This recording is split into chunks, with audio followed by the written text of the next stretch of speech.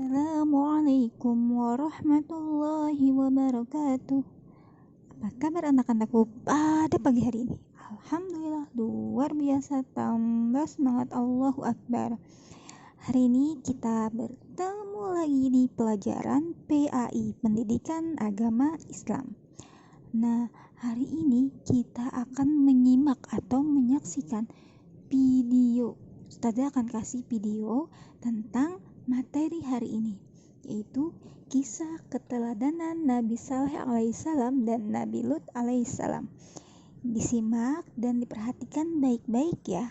Semoga kalian bisa mempraktikkan atau menceritakan kembali yang kalian sudah lihat, sudah kalian dengarkan kepada kakak, adik, atau orang tua, bisa jadi saudara kalian.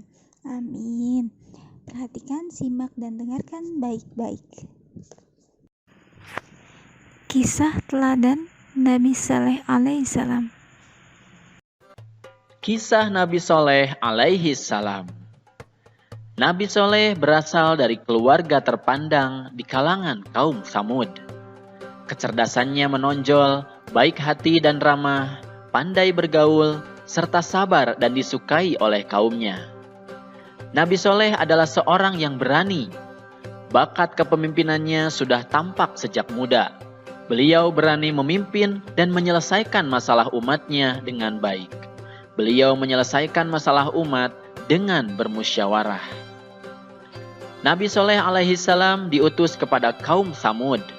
Kaum Tsamud adalah keturunan dari Nabi Nuh alaihissalam. Mereka masih ada hubungan dengan kaum Ad yang dibinasakan pada zaman Nabi Hud. Oleh karenanya, tidak aneh jika kaum Tsamud memiliki kecerdasan yang luar biasa seperti kaum Ad, terutama dalam bidang arsitektur, peternakan, pertanian, dan perkebunan. Pada awalnya, kaum Tsamud beriman kepada Allah Subhanahu wa Ta'ala karena belajar dari kaum Ad yang dibinasakan karena tidak taat kepada Rasulnya. Akan tetapi, setelah beratus-ratus tahun kemudian, mereka disesatkan oleh setan dan mulai menyembah patung berhala. Allah Subhanahu wa Ta'ala pun tidak membiarkan manusia berlarut dalam kesesatan. Akhirnya, Allah Subhanahu wa Ta'ala mengutus Nabi Soleh untuk mengembalikan kaum Tsamud ke jalan kebenaran. Setelah mendapat petunjuk-petunjuk dari Allah, Nabi Soleh alaihissalam yang merupakan utusan Allah mulai berdakwah, mengajak kepada kaum Tsamud untuk menyembah kepada Allah Subhanahu wa Ta'ala.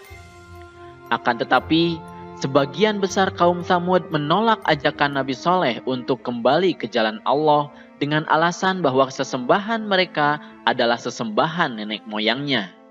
Hanya sebagian kecil saja yang menerima dakwah Nabi Soleh untuk beriman kepada Allah, terutama dari golongan miskin dan lemah. Para pemuda kaum Tsamud pun marah. Mereka tidak ingin kaum Tsamud mengikuti dakwah Nabi Soleh. Mereka menginginkan mereka tetap menyembah berhala. Akhirnya, untuk meruntuhkan wibawa Nabi Soleh, mereka menantang Nabi Soleh untuk menurunkan mukjizat yang mereka yakini Nabi Soleh tidak akan dapat membuktikannya. Nabi Soleh pun menuruti permintaan mereka dengan syarat bahwa mereka harus beriman kepada Allah. Lalu mereka pun pergi ke atas gunung. Dengan penuh pengharapan, Nabi Soleh alaihissalam berdoa kepada Allah Subhanahu wa Ta'ala untuk menurunkan mukjizat. Akhirnya, Allah Subhanahu wa Ta'ala pun mengabulkan doanya Nabi Soleh. Allah mengeluarkan unta dari dalam batu. Unta itu besar, gemuk, berbulu tebal, serta hamil 10 bulan. Kaum Tsamud pun terkejut akan mukjizat Nabi Soleh alaihissalam. Mereka memang ahli memahat, tapi mereka kagum bahwa unta yang sangat indah ini adalah asli, bukanlah sebuah pahatan. Lalu Nabi Soleh pun memerintahkan kepada kaum Tsamud untuk menjaga unta ini. Jika tidak, maka nantinya azab Allah akan datang. Nabi Soleh pun meminta kaum Tsamud untuk mengutamakan unta itu dalam memberi makan dan minum. Unta itu pun bebas berkeliaran di tengah-tengah kaum Tsamud. Pada saat unta itu hendak minum di sumber mata air, semua ternak menyingkir seolah-olah mempersilahkan unta tersebut untuk minum. Air susu unta itu pun cukup untuk memberi makan orang-orang setiap hari. Mereka boleh memerahnya, tapi tidak boleh mengganggunya. Akan tetapi, mukjizat Nabi Soleh ini tidak menjadikan para pemuda kaum Samud beriman.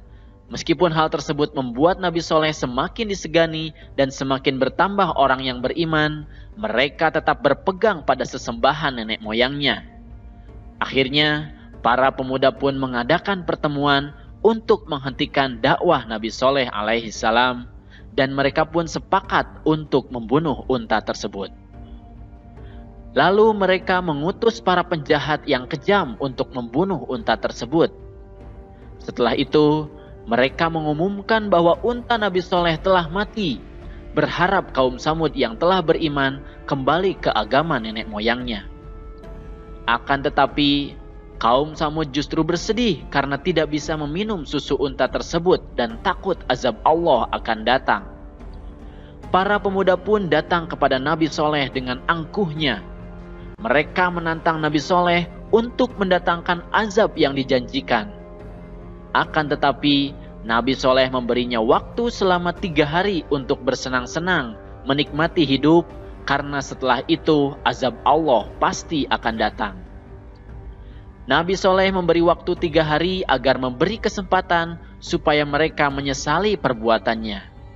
Akan tetapi, orang-orang kafir itu justru menunggu-nunggu azab apa yang akan terjadi, sambil gelisah karena takut azab tersebut benar-benar datang. Akhirnya, para pemuda pun sepakat untuk membunuh Nabi Soleh alaihi salam agar azab itu tidak jadi datang. Mereka mengutus kembali para penjahat kejam yang telah membunuh unta Nabi Soleh untuk membunuh Nabi Soleh. Akan tetapi, rencana tersebut digagalkan oleh Allah Subhanahu wa Ta'ala. Allah menghentikan mereka dengan menimpakan batu dari langit sehingga para penjahat itu mati. Kemudian Nabi Soleh beserta kurang lebih 110 pengikutnya pun berhijrah ke Palestina untuk menghindari azab yang akan didatangkan oleh Allah Subhanahu wa Ta'ala. Meskipun begitu, Nabi Soleh alaihi salam bersedih karena sebagian kaum Samud masih tidak mau beriman kepada Allah. Setelah 3 hari berlalu, datanglah azab dari Allah yang dijanjikan. Terdengar suara sangat keras dari langit, petir menyambar, dan bumi pun berguncang. Akhirnya, kaum Samud yang kafir pun mati dengan mengenaskan. Bangunan-bangunan yang telah didirikan ambruk, maka binasalah kaum Samud tersebut. Sampai saat ini, kita masih bisa melihat bangunan-bangunan yang didirikan kaum Samud tersebut berada di Saudi Arabia. Nah adik-adik, itulah kisah keteladanan Nabi Soleh alaihi salam. Dari kisah tersebut, ada beberapa hal yang harus kita perhatikan. Yang pertama, kita harus taat kepada Allah Subhanahu wa Ta'ala dan Rasul-Nya. Jika kita tidak taat kepada Allah dan Rasul-Nya, maka bersiap-siaplah azab akan didatangkan kepada kita. Na'udzubillahi min dzalik. Kemudian yang kedua, kita harus beramar ma'ruf nahi mungkar atau menyuruh kepada kebaikan dan mencegah kepada kemungkaran. Kemudian yang ketiga, kita harus berani ketika berbuat benar. Dalam kehidupan sehari-hari, kita bisa berani berkata benar, menjauhi sifat-sifat buruk, dan berani mengakui kesalahan.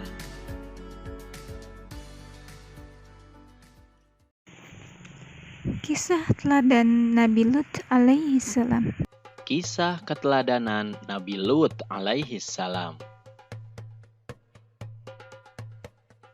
Nabi Lut alaihi salam adalah utusan Allah yang diutus kepada sebuah kaum yang bernama kaum Sodom.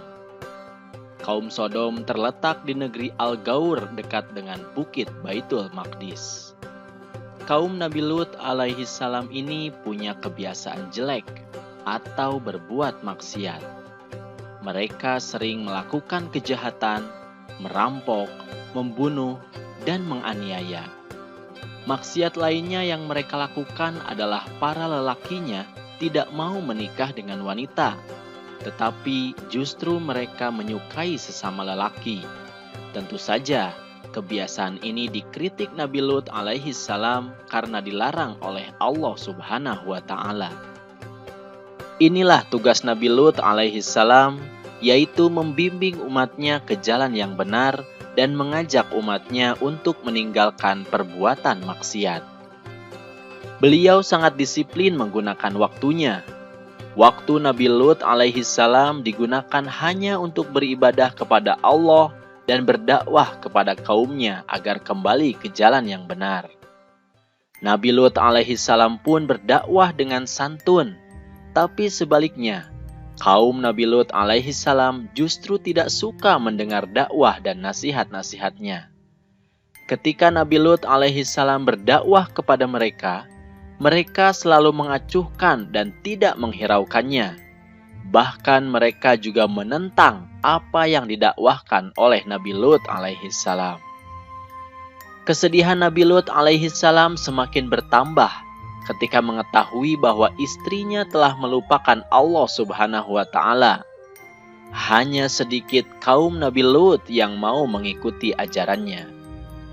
Hingga pada suatu hari, ketika Nabi Lut alaihi salam berdakwah kepada kaum Sodom, mereka berkata, "Datangkanlah siksaan Allah itu, hai Lut, jika sekiranya engkau orang yang benar."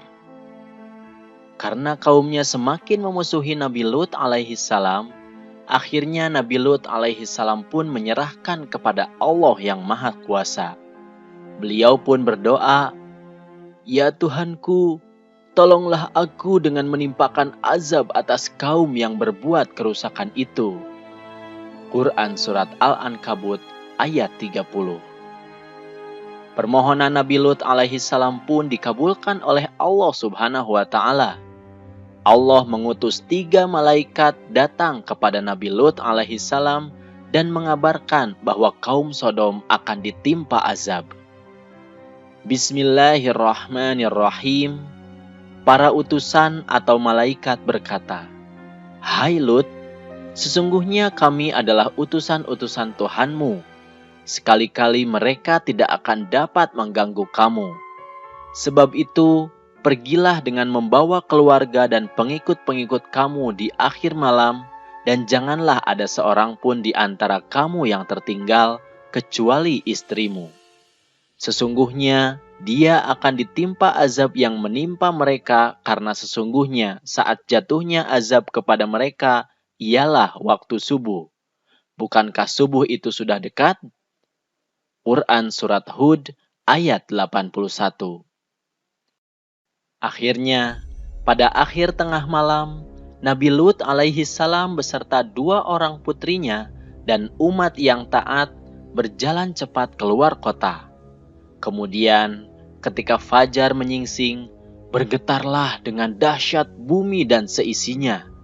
Getaran itu lebih hebat dan kuat daripada gempa bumi, dan juga diiringi dengan angin kencang serta hujan batu dari tanah yang terbakar yang menghancurkan kota beserta seluruh kaum Nabi Lut alaihi salam yang durhaka.